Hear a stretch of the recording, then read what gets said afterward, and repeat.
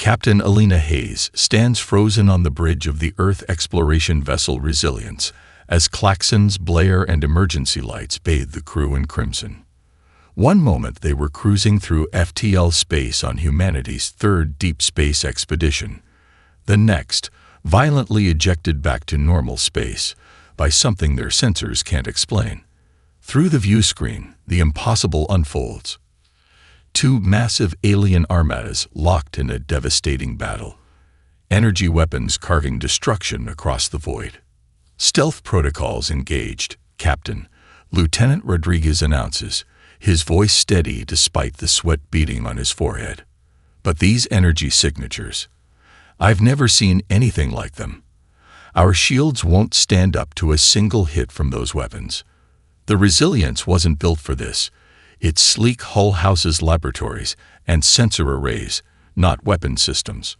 As they watch, mesmerized by the cosmic battle, the losing side, crystalline ships that fracture light into rainbows as they maneuver, broadcasts a desperate plea across all frequencies. Before Hayes can stop it, their automated systems respond with a standard greeting protocol. 3 seconds later, several reptilian vessels break formation, turning their attention to the human ship. Captain, they're targeting us. The tactical officer shouts. The translator is picking up their communications. They're calling us Lumeri sympathizers, whatever that means. Hayes grips the command chair as escape routes are systematically cut off by the approaching vessels. Every decision in her 15-year career pales compared to this moment. Run, and potentially lead these aggressors back to an unprepared Earth.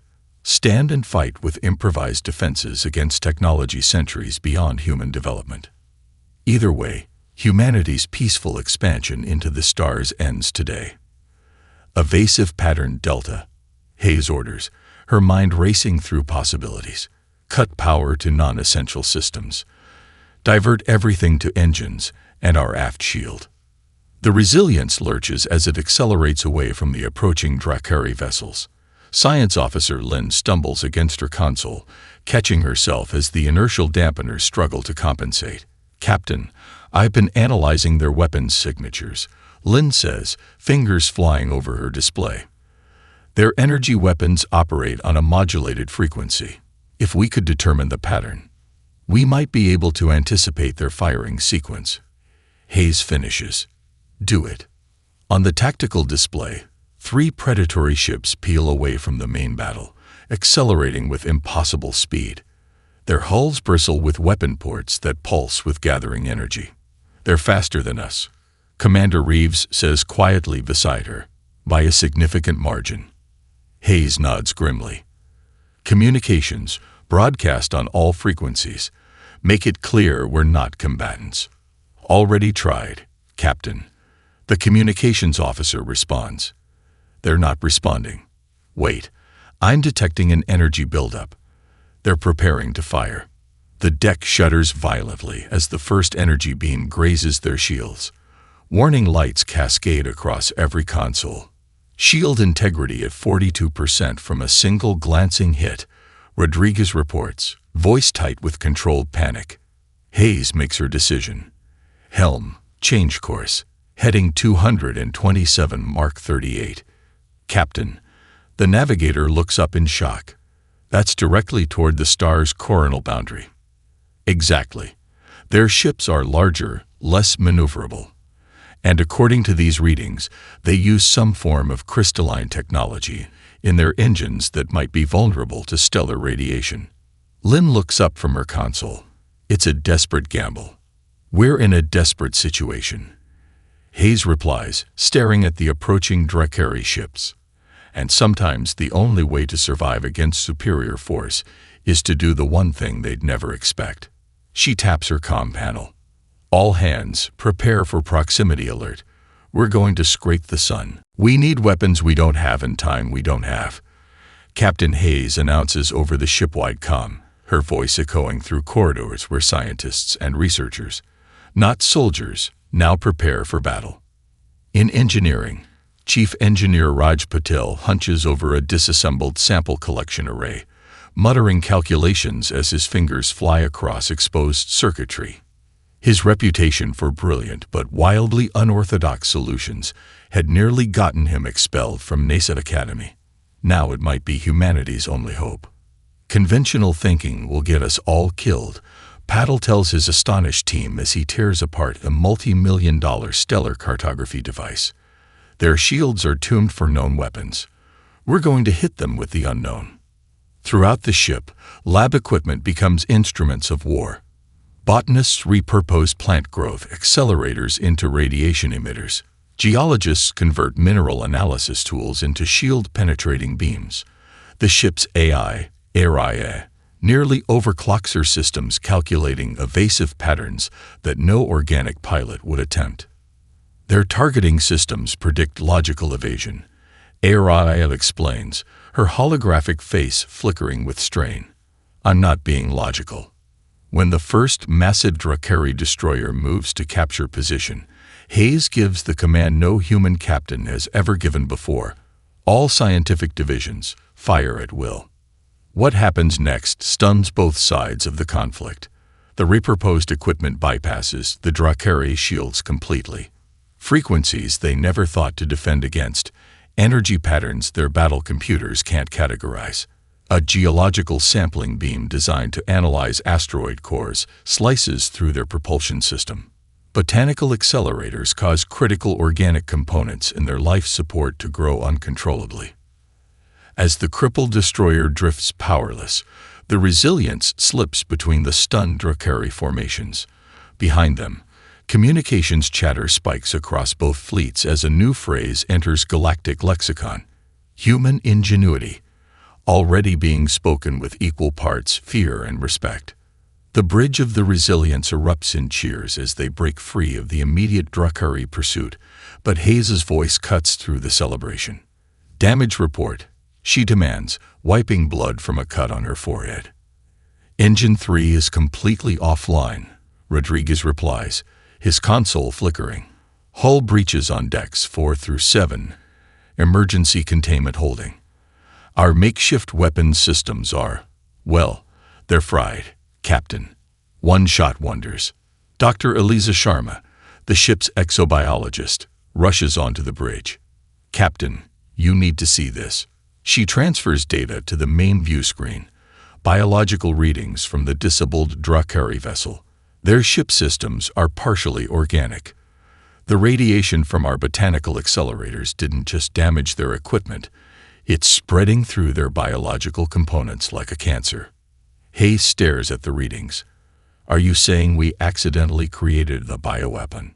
Not exactly, Sharma replies, her voice tight, but close enough that they might consider it one. According to these readings, the organic spread will stop before it becomes fatal to the crew. But they don't know that. Hayes finishes. Tactical Officer Chen's eyes widen with understanding. We could use this.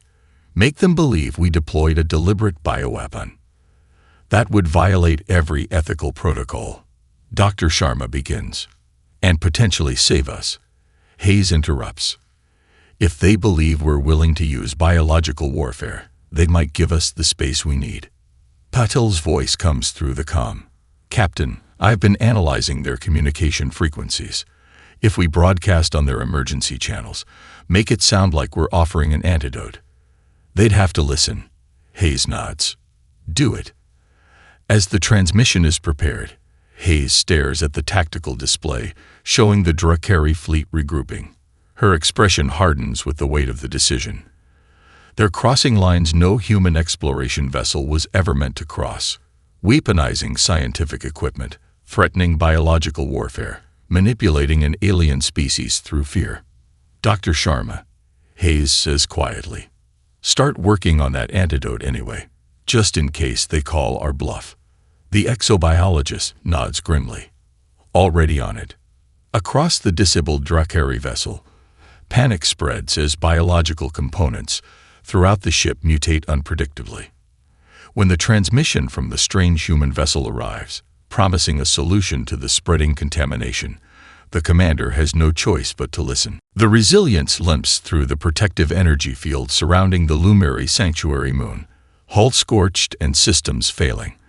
As the airlock cycles open, Captain Hayes leads her senior staff into first contact with their unexpected allies. The Lumeri are breathtaking, crystalline beings whose faceted bodies refract light in hypnotic patterns. Each movement creates symphonic harmonies as their crystalline forms resonate against each other. The central chamber houses 7 Lumeri elders arranged in a perfect heptagon. "You fought with great courage," the Harmony Prime says, its voice like wind chimes and breaking glass. "We have observed many species' first encounters with the Drakari. Few survive. None have damaged a destroyer with, what did you call it? A rock analysis beam." Through translation crystals, the humans learn the brutal truth. The Lumeri-Drakari war has raged for over 70 years, with the crystalline beings slowly losing ground across thousands of worlds. Their technology, though centuries beyond Earth's, is designed around principles of harmony, synchronization, and perfect geometric balance. The Drakari's aggressive, power-focused approach has slowly overwhelmed them. In a private meeting with Hayes, the Harmony Prime activates a star map showing Earth's location. "Your species achieved faster than light travel 11 of your months ago," the crystalline being states. This alone would have triggered the Drakari Protocol of Ascension. They consider FTL capability the moment a species becomes either worthy of conquest or dangerous enough to warrant extermination. Hayes feels ice in her veins. "You're saying Earth was already targeted, before we even encountered them. The Armada was being assembled. You were next." The Lumeri leader's facets dim slightly. "Now, after your display of ingenuity, you may have moved from conquest to extermination in their planning." The Lumeri Council proposes alliance, their advanced technology combined with human unpredictability. Hayes paces the chamber, the weight of 12 billion human lives suddenly on her shoulders. "I'm a science vessel captain," she whispers. "I don't have the authority to commit humanity to an interstellar war." By responding to our distress call, the Harmony Prime responds gently. "You already have." Hayes requests a communication channel back to Earth. The Lumeri provide a quantum entanglement device that bypasses normal space-time constraints, allowing real-time communication despite the vast distance. The faces of the United Earth Security Council appear on the display, 5 representatives from Earth's most powerful nations.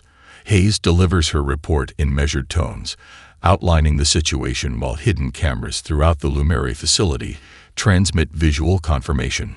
"So you're suggesting we form an alliance with these crystalline aliens against a reptilian empire that was already planning to invade us?" The American representative's voice is heavy with disbelief. "I'm not suggesting it, sir," Hayes responds. "I'm informing you it's our only option for survival." The debate rages for hours.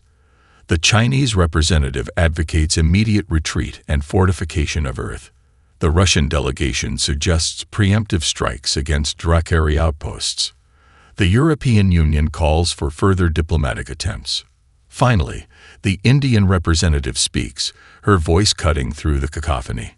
"Captain Hayes, you're on the ground. What do you recommend?" Hayes takes a deep breath, knowing her next words will alter the course of human history. "The Lumeri have technology we can't match, but they're losing this war because they lack our adaptability. The Drakari have overwhelming force but rigid thinking. Together with the Lumeri, we might stand a chance, but we need to act quickly." After a tense silence, the Security Council reaches consensus. Earth will ally with the Lumeri. As the communication ends, Hayes finds herself in a quiet observation dome overlooking the sanctuary moon. Harmony Prime approaches, its crystalline form catching starlight in mesmerizing patterns. "You seem troubled, Captain Hayes." "I just committed my entire species to an interstellar war," she responds, staring at the distant stars. "A month ago, we were debating funding for education satellites." "If it brings comfort," the Lumeri leader resonates softly, "know that in our observation of developing species, humans have shown exceptional resilience when faced with existential threats." That's because we've had so much practice threatening our own existence, Hayes says with a grim smile. This is unsettling, the Lumeri engineer Prismatique says, watching Chief Engineer Patel weld an asymmetrical bypass into the Resilience's power system. The crystalline being's facets pulse with distress patterns. The resonance is completely imbalanced. How can it possibly function? Function. Patel laughs, wiping grime from his forehead. This baby will do more than function. She'll give us 30% more power while actually reducing strain on the crystalline matrix you installed. Throughout the Sanctuary Moon, similar scenes unfold as two fundamentally different approaches to technology clash.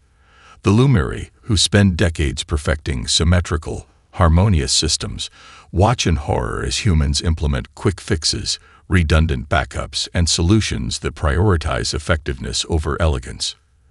They are disturbing. Harmony Prime confesses to Captain Hayes during a private meeting. Your species creates without consideration for perfect form. You build redundancies rather than perfection. Your methods are chaotic. Chaos can be adaptive, Hayes replies with a slight smile. Their philosophical differences are put to the ultimate test when perimeter alarms sound throughout the sanctuary. A Drakari scout fleet has located them, 3 destroyers and 15 support vessels approaching the moon. The Lumeri Council immediately begins arranging their defensive fleet into the Diamond Phalanx formation, a perfectly symmetrical defensive posture used for centuries. Commander Sarah Chen, the Resilience's tactical officer and former UN Space Force specialist, studies the holographic display with narrowed eyes. Captain, with your permission. Chen presents an alternative battle plan, one based on Earth's long history of asymmetric warfare, guerrilla tactics, false retreats, ambush positions, and unpredictable maneuvers. This is not how battle is conducted. The Lumeri Battle Coordinator objects, its crystalline surface flickering with agitation. There is no harmony in this approach, no balance. That's exactly the point, Chen responds firmly. The Drakari expect you to fight according to established patterns. They've spent decades learning your tactics. The debate might have continued indefinitely, if not for the urgent update from the sensor array. Not 3 Drakari destroyers approaching, but 7, with over 30 support vessels. We cannot withstand such numbers, the Lumeri coordinator admits, facets dimming in resignation. Not with traditional tactics, Hayes agrees, but we're not going to be traditional today. What follows becomes known in Lumeri historical records as the Battle of Broken Symmetry. Human design tactics split the perfect Lumeri formations into seemingly random clusters. The Resilience itself, despite being drastically outgunned, serves as bait in daring feints that draw Drakari vessels into ambush positions. The Lumeri's harmonic weapons, deployed at Chen-suggested irregular intervals rather than in synchronized volleys, bypass Drakari countermeasures calibrated for predictable attack patterns. When the battle ends, 5 Drakari destroyers drift powerless, their commanders completely overwhelmed by tactics their battle algorithms couldn't predict. The remaining Drakari vessels retreat in disarray. The Lumeri coordinator approaches Commander Chen afterward, its crystalline structure vibrating with what humans later learn is their equivalent of astonishment. In 67 years of warfare, it says, we have never achieved such a victory, with so few casualties. A pause. Perhaps there is harmony in chaos after all. 3 days after the battle, Chen paces the command center, reviewing footage with Hayes and the Lumeri tacticians. They'll adapt, she warns. The Drakari will analyze our approach and develop countermeasures. So we'll need to keep evolving our tactics, Hayes responds. Prismatique, now working alongside Patel despite their differences, extends a crystalline appendage toward the battle display. I have been experimenting with your concept of redundancy and asymmetry. The admission clearly causes the Lumeri discomfort. Perhaps our weapon harmonics could be deliberately desynchronized in patterns based on mathematical chaos theory. Patel's eyes light up. Probabilistic quantum targeting. if we combine your harmonic resonators with our unpredictability algorithms. As the engineers excitedly sketch designs, Hayes receives an urgent communication from the Lumeri sentinels guarding the outer perimeter. A small vessel approaches, neither Lumeri nor Dracari in design. It's broadcasting on all frequencies, the Sentinel reports. They claim to represent something called the Galactic Concord, a coalition of neutral species.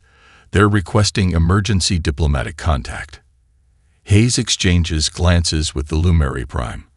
Another player enters the game. They have maintained neutrality through centuries of conflict, the crystalline leader explains. They observe, they document. They never interfere. Until now, Hayes notes. I wonder what changed their minds. The Harmony Prime's facets shift to a pattern Hayes has learned indicates wry amusement. Perhaps, Captain Hayes, it was watching a science vessel with no weapons disable a Dracari destroyer using a geological sampling beam. You cannot negotiate with Dracari. The Lumeri Elder's voice resonates with certainty as its crystalline form pulses with patterns of historical records. Dozens of failed peace initiatives, hundreds of broken treaties. They see diplomacy as weakness, compromise as failure. It is fundamental to their genetic memory. Captain Hayes stands before the Lumeri Council chamber, her uniform now adorned with crystalline emblems of honorary Lumeri Fleet Command following their unprecedented victory. With respect, no human has ever negotiated with them. Our diplomatic history offers strategies neither of you have considered. The council chamber erupts in harmonic discord, the Lumeri equivalent of heated debate. 7 decades of war has hardened their perspective. Eventually, Harmony Prime raises a faceted appendage for silence. What do you propose, Captain Hayes of Earth? Dr. Amara Okafor steps forward. The Resilience's communications officer, formerly a professor of game theory and conflict resolution at Oxford, activates a holographic display showing Earth's Cold War history. The mistake, she explains, has been approaching Dracari seeking peace. Instead, we must make them believe that peace is in their self-interest. Okafor outlines a strategy drawing from Earth's history of rival superpowers reaching detente, not through moral appeals, but through mutually assured consequences. We won't beg for peace. We'll make them fear continued war. Using the Dracari commander's neural implant captured from a disabled vessel, they craft a message personally addressed to Fleet Commander Xerath of the 7th Conquest Division. The message includes detailed analysis of their recent defeat, with projections of Dracari casualties if the human tactical approach were to be implemented across all conflict zones. We're not asking for mercy, Hayes explains as they prepare the transmission. We're offering them a rational alternative to costly defeat. 3 days later, against all Lumeri predictions, a response arrives. Commander Xerath will meet them at a neutral location, a destroyed outpost in the void between sectors. The diplomatic chamber aboard the outpost crackles with tension as the Dracari delegation enters. They are massive reptilians, scales gleaming with embedded technology, eyes with vertical pupils assessing the human Lumeri delegation with cold calculation. You requested this meeting. Commander Xerath hisses, towering over Hayes. Speak quickly before I reconsider the tactical error of not eliminating you immediately. Hayes activates a holographic display showing a devastating attack plan against key Dracari supply lines, a plan that exploits weaknesses the humans have identified in Dracari defenses. This plan has an 87% probability of success, Hayes states matter-of-factly. It would cripple your fleet's ability to maintain forward positions in 3 sectors. The Dracari commander scales flush with anger. You show me battle plans as a peace offering. You are as irrational as reported. Not a peace offering, Hayes corrects. A business proposition. This attack would cost us resources we'd rather direct elsewhere. It would cost you significantly more. Neither of us benefits from its implementation. What follows is the most unorthodox negotiation in galactic history. No appeals to morality. No pleas for coexistence. Instead, a clinical dissection of mutual destruction versus mutual benefit that appeals directly to the Drakkari's cold pragmatism. 4 hours later, the impossible happens, a ceasefire agreement for the Thoris sector, signed by Commander Xerath himself. As news spreads through both empires, a new assessment of humans circulates in intelligence briefings. Unpredictable, innovative, dangerous even in diplomacy. The journey back to Lumeri space is tense. No one quite believes the ceasefire will hold, least of all Hayes. Standing alone in her quarters, she replays the negotiation recording, studying Xerath's reptilian expressions. There was something off about him, she murmurs to herself, like he was fighting two separate instincts. A chime at her door. Dr. Okafor enters, her face grave. Captain, I've been analyzing the Drakkari communication patterns during negotiations. She displays a waveform analysis on her tablet. There are subharmonic frequencies embedded in their transmissions, frequencies not produced by their vocal anatomy. Meaning, someone, or something, was monitoring our negotiations, possibly influencing Commander Xerath. The revelation is interrupted by an urgent message from the bridge. A Drakkari scout vessel is approaching under a flag of truce. It's carrying a single passenger requesting asylum, a junior officer from Xerath's command staff. They're transmitting one message on repeat, the communications officer reports. The commanders are not in control. They never have been. Hayes and Okafor exchange troubled glances. Looks like our diplomatic gambit just got more complicated, Hayes says quietly. I need to speak with this defector immediately. Captain, you need to see this. Dr. Okafor's voice cuts through Hayes' sleep cycle, urgency overriding protocol. In the communications lab, Okafor has transformed the walls into visualization displays, showing data patterns intercepted during the ceasefire negotiations. I thought something felt off during the talks, Okafor explains, manipulating the data streams with practiced gestures. Commander Xerath's neural patterns showed conflict, like two thought processes competing simultaneously.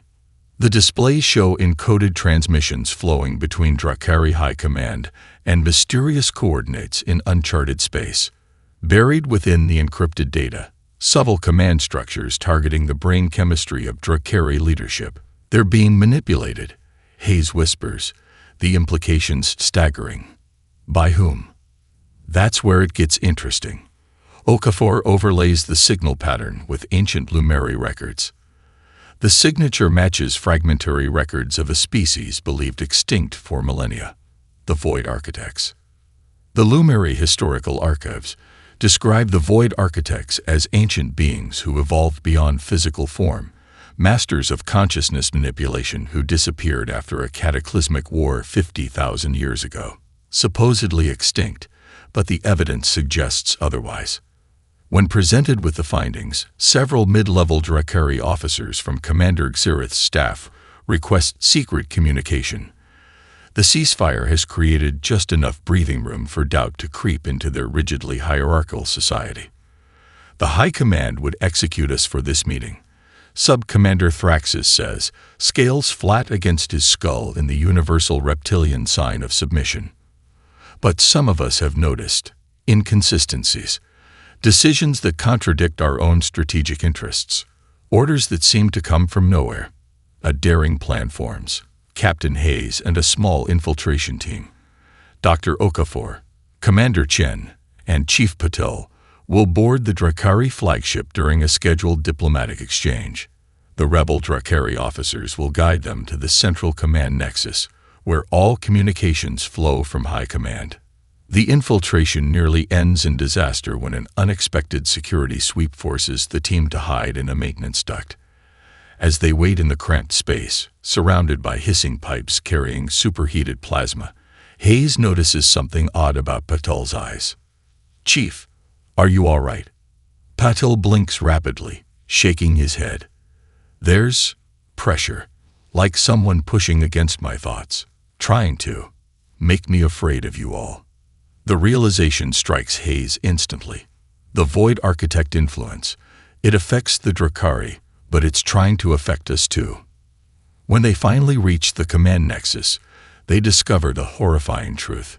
Integrated into the Drakari systems is biotechnology of impossible complexity. Living computational tissue that interfaces directly with Drakari neural implants. Each component pulses with sickly light, sending subtle psychic commands that amplify aggression, paranoia, and expansionist impulses while suppressing critical thinking. Their entire empire, their whole war, manipulated by these things. Chen whispers, examining the alien technology with revulsion. But the most shocking discovery comes when they access the command logs. The influence technology affects different species to varying degrees. The Lumeri, with their crystalline hive mind tendencies, are highly susceptible. The Drakari, somewhat less so. But humans, we're registering as highly resistant, Okafor explains, scanning the data. Our brains, our individualistic nature, our cognitive diversity, our inherent questioning of authority, make us naturally resistant to their influence techniques. As they upload evidence of the manipulation to both Lumeri and Drakari communication networks, the revelation sparks immediate chaos throughout the Drakari Empire. Military units break from central command. Planetary governors declare independence. The rigid hierarchy fragments as the truth spreads. They'd been pawns in another species game for centuries, but the Void Architects, now exposed, accelerate their timeline. Across Drakari space, commanders loyal to high command receive new orders. Immediate, all-out offensive against all species, including Earth. The final war has begun. The team's extraction becomes chaotic as the Drakari flagship itself fractures into factions. In the hangar bay, Loyalist troops exchange fire with rebels as Hayes and her team sprint toward their shuttle. A plasma bolt sears past Chen's head, melting a support strut inches from her face. "Captain." Thraxis calls through the commotion. The command codes. The Drakari officer tosses a crystalline data module which Hayes catches mid-stride. Back aboard the Resilience, they decrypt the module to find the coordinates of every major Void Architect installation throughout the sector, including one massive facility that serves as the primary broadcast hub for their influence technology. "We've destabilized an empire," Hayes says grimly, studying the galactic map now dotted with Void Architect locations, and triggered an immediate counter-response. "It was inevitable," Okafor responds. "Once we discovered their manipulation, they could no longer maintain the facade. This was always going to end in direct confrontation." Harmony Prime enters the command center, its crystalline form pulsing with urgent communication patterns.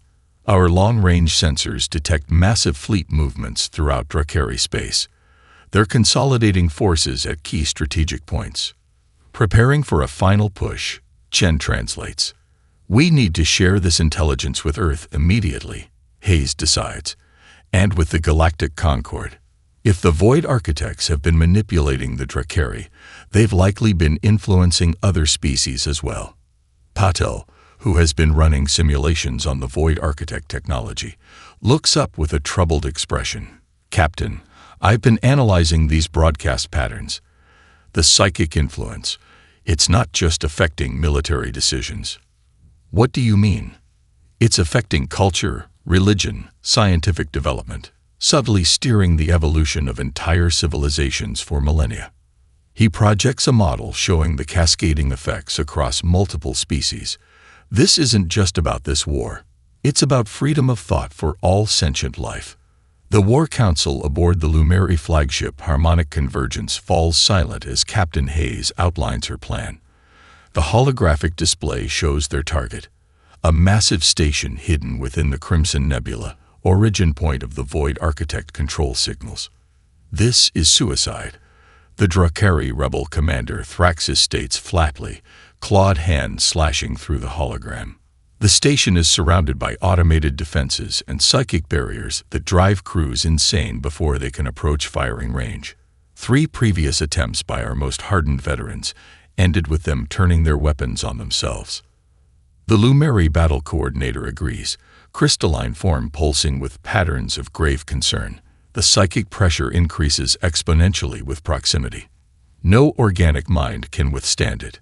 Hayes stands, activating another display showing human brain scans alongside Lumeri and Drakari neural patterns. That's where you're wrong. Our minds are different. Dr. Okafor steps forward, explaining their discovery. Humans evolved as highly individualistic pack predators with contradictory impulses. Our brains are constantly in a state of internal disagreement, different cognitive processes competing simultaneously. What you see as our irrationality is actually our strength here. You're saying humans are naturally resistant to psychic manipulation. Thraxis asks skeptically. Not immune, Hayes clarifies, but more resistant than either of your species. The Void Architect's influence technology was designed for minds that seek harmony and consensus, like the Lumeri, or hierarchical submission, like the Drakari. Human minds are messy, contradictory, and stubborn. The plan that forms is audacious to the point of madness. The Resilience, now retrofitted with Lumeri crystalline, shield technology, and Drakari weapon systems merged with human innovations, will lead the assault through the nebula. Lumeri and rebel Drakari forces will provide perimeter support, but remain at the effective edge of the psychic field. The night before the assault, Hayes finds Engineer Patel in his lab, working on what looks like modified neural implants. What are those? She asks. Mental shielding, he explains, not looking up from his work. Based on what we learned about the Void Architect's psychic technology, it won't block their influence completely, but it might give us an extra 20 minutes before we start trying to kill each other. Hayes stares at the small devices that represent their only protection against an enemy that attacks the mind itself. Will it be enough? Patel finally looks up, bags under his bloodshot eyes. It'll have to be. The assault begins at the edge of the Crimson Nebula. As the Resilience pushes forward, the first wave of psychic pressure hits them like a physical blow. Crew members stagger, some crying out as foreign thoughts intrude on their consciousness. Fears amplified, paranoia triggered, impulse control weakened. Hold steady. Hayes commands, fighting her own sudden irrational fear of the airlock beside her. Remember your training. The neural shields buy them precious time as they penetrate deeper. On the bridge, Lieutenant Rodriguez suddenly draws his sidearm. Eyes wild, before Commander Chen tackles him. Throughout the ship, similar scenes play out as crew members struggle against the increasing psychic assault. We're approaching visual range. The navigation officer reports, blood trickling from her nose with the strain of maintaining focus. Through the nebula's crimson gases, the station finally appears. A massive structure of impossible geometry, sections seeming to fold into dimensions the human eye can't process. At its center, a pulsing core of sickly green energy. Weapons range in 30 seconds, the tactical officer reports, voice strained. It's then that Patel activates his true countermeasure, not the neural shields, which were only a stopgap, but a modification to the ship's communication array. As the Resilience comes under direct attack from the station's automated defenses, Patel's device captures the incoming psychic signals, amplifies them through a crystalline matrix, and redirects them back at precise frequencies. Creating a feedback loop, he explains through gritted teeth, blood vessels rupturing in his eyes from the mental strain. Their own power turned against them. Meanwhile, Commander Chen leads a boarding team through a sudden gap in the station's defenses. What they find inside defies description. Corridors that bend reality, chambers where gravity shifts unpredictably, and finally, the control center. Here, they discover not the extinct Void Architects, but their legacy, a self-sustaining AI system designed to pit younger species against each other, preventing any from ever challenging their creator's supremacy, even millennia after their disappearance. As Chen's team places charges on the central processor core, the psychic assault reaches its peak. Half the boarding team collapses, overwhelmed. On the Resilience, crew members fight losing battles against their own minds. Captain Hayes, blood streaming from her ears, gives the final order. All power to forward shields. Ram the central spire. The Resilience plunges toward the station's control tower just as Chen and her remaining team evacuate. The impact, combined with the planted explosives and Patel's feedback loop, creates a cascading failure throughout the station. The psychic pressure vanishes as suddenly as it appeared, leaving the surviving crew members gasping in relief and staring in awe as the impossible station collapses in on itself, folding into nothingness like a dying star. The silence that follows is deafening. Debris from the outer hull drifts through space, but the station's core has vanished completely, imploded into some other dimension. Patel's voice breaks through the stunned quiet, weak but triumphant. "Captain, the feedback circuit. It worked. We created a resonance cascade that inverted their pocket dimension." Medical teams rush throughout the ship, treating the wounded. Nearly every crew member suffers from nosebleeds, migraines, or worse. 3 didn't survive the mental assault. Their minds simply shut down under the pressure. Hayes orders a moment of silence for the fallen before checking on Chen's boarding team. "Status?" she asks, her own voice raspy from screaming she doesn't remember. 5 dead, 8 injured, Chen reports, a bandage covering half her face where a defensive system caught her with some kind of energy weapon. But we recovered data cores. Okafor's preliminary analysis suggests they contain locations of other Void Architect installations, smaller ones, spread throughout the galaxy. The gathered Lumeri and Drakari ships approach cautiously, their crews having witnessed the impossible, a direct assault on what they considered an invincible enemy. Aboard the Harmonic Convergence, Harmony Prime watches the humans with newfound reverence. They sacrifice their own vessel, the crystalline being resonates to Thraxis, knowing they might not survive. The Drakari commander's scales shift in a pattern of respect, and their minds withstood pressures that would have shattered ours instantly.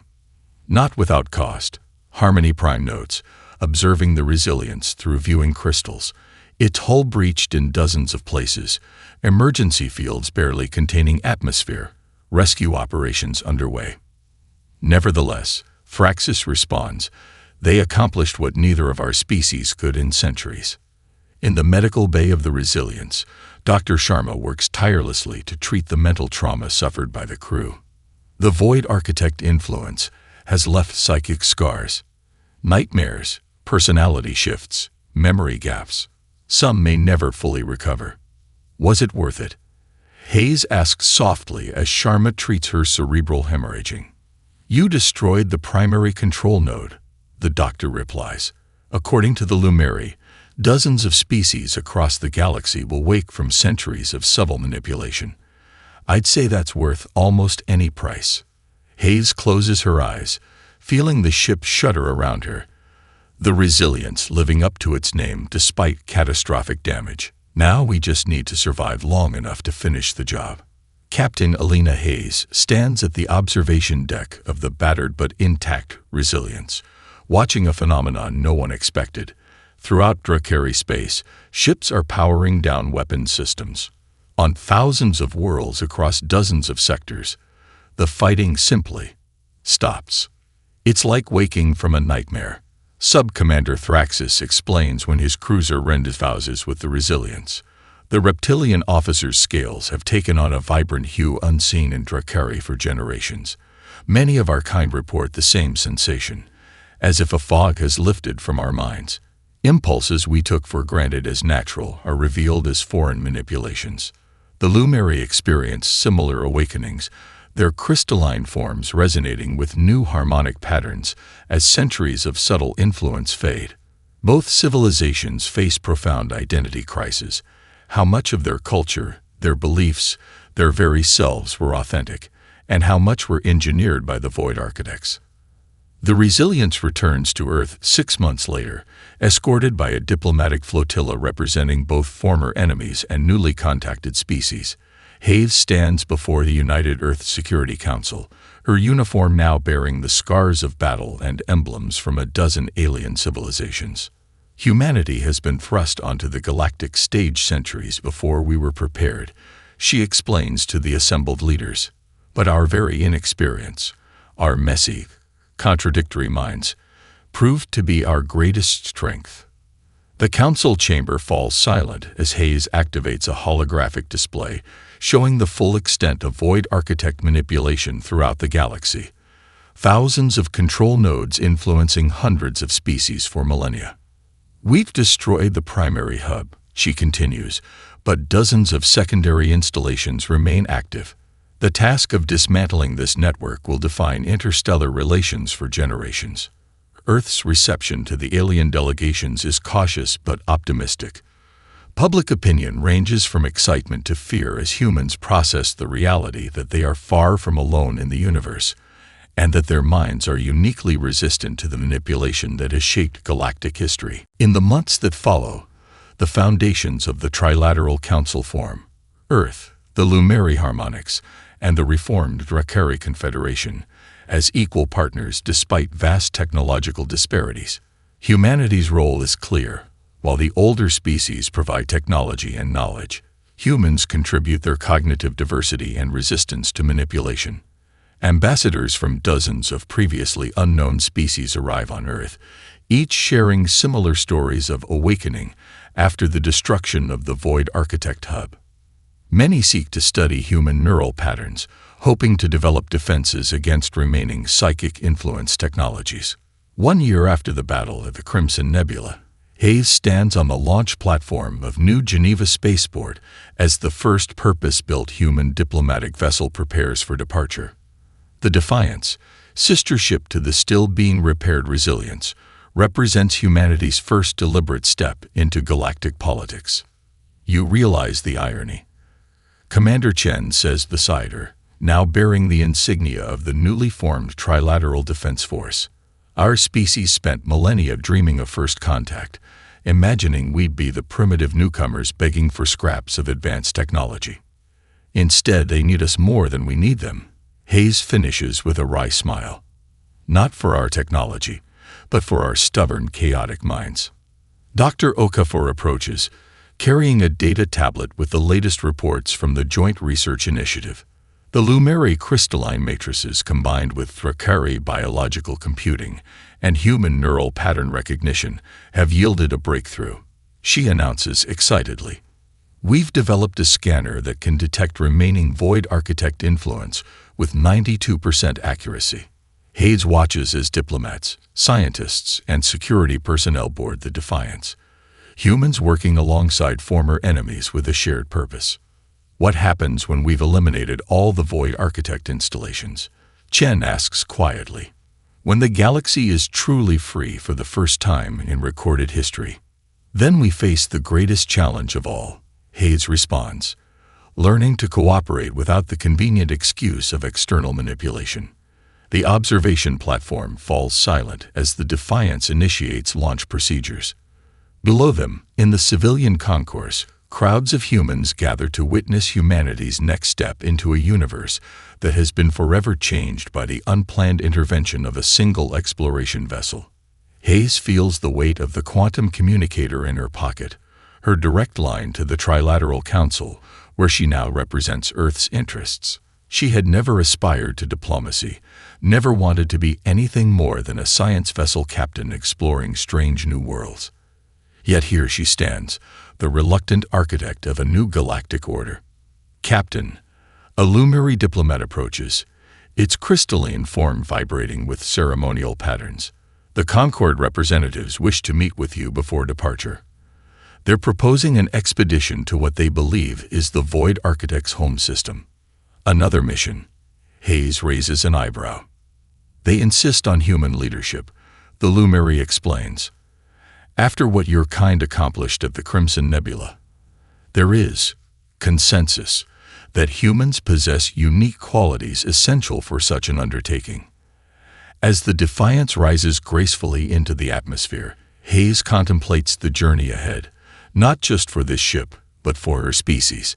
In less than a year, humanity has gone from an isolated civilization, taking its first tentative steps beyond its solar system to a linchpin in galactic politics, valued not for technological prowess, but for the very aspects of human nature that humans themselves often considered flaws: skepticism, stubbornness, individualism, and the ability to function amid internal contradiction.